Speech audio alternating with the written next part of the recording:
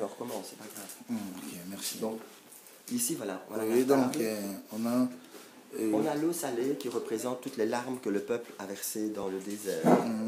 On a ici l'herbe douce, c'est en fait du persil, hein, qui représente, si tu veux, la promesse de Dieu, donc la douceur que Dieu va donner à son peuple dans la terre promise. Là, on a des herbes amères. Les herbes amères représentent toute l'amertume et tout ce que le peuple a vécu quand il était en Égypte pendant 430 ans d'esclavage. Ici, alors, on a des fruits secs. C'est un mélange de fruits secs dans lequel on peut aussi rajouter du miel et des pommes coupées en morceaux. Et ça représente les promesses de Dieu, toute la douceur que Dieu a donnée à son peuple quand il est arrivé dans la terre promise. Donc il y a un contraste, la vie avant et la vie après. Alors ici, on a les 3 pains sans levain. Il y en a un en dessous qui représente, voilà, il représente ici, en Égypte, quand le peuple est sorti d'Égypte, après les 10 plaies, ils ont donc mangé l'agneau pascal qui préfigurait Christ, hein, et leur a dit de badigeonner les linteaux des portes. Donc ils sont partis en mangeant l'agneau, et ils ont pris du pain sans levain, qui représente, si tu veux, la vie avant, dans le péché. Ils sont sortis de l'esclavage. On sait que Dieu les a conduits vers la mer des roseaux. Ils ont traversé la mer des roseaux à sec. Et ça représente le baptême. Donc c'est lié. Puis alors on a le pain du dessus qui lui représente en fait le désert, représente la manne. Il représente cette période de 40 ans pendant laquelle le peuple de Dieu a dû dépendre de Dieu tous les jours. Tous les jours, Dieu leur envoyait la manne et ils se nourrissaient avec cette manne.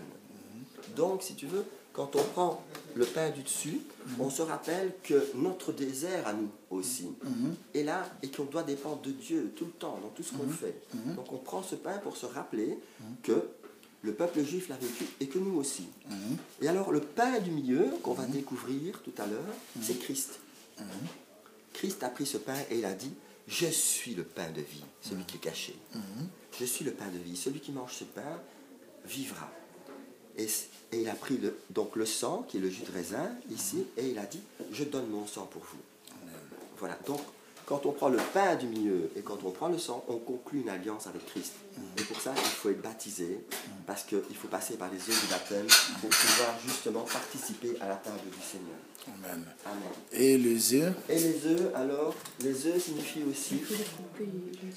Voilà, les œufs signifient aussi et symbolisent la vie. L'œuf, c'est la vie, c'est le renouveau, c'est la vie. Donc quand on prend un morceau d'œuf, si tu veux, automatiquement, on pense à la naissance, à la nouvelle naissance, à la nouvelle vie. On prend l'œuf avant de prendre le pain du milieu. Ah, ça va. Parce que le pain du milieu, ça, c'est réservé aux personnes qui sont baptisées. Ça va. Voilà. Et il y a aussi la sœur Nicole qui disait tantôt du miel. Oui. Ouais. C'est pour représenter aussi la douceur. Donc on aurait pu mettre du miel liquide, faire un mélange avec une partie de ça, du miel liquide et des pommes râpées. Mélangé avec... Mais c'est déjà bien Avec comme les ça. fruits secs. Avec les fruits secs. On aurait pu pu. rajouter du miel qui représente... Et ça représente aussi toutes les promesses de Dieu pour le pays promis. Israël, quand ils sont arrivés en Israël, c'était un pays, le lait et le miel. Et ça représente ça. Voilà.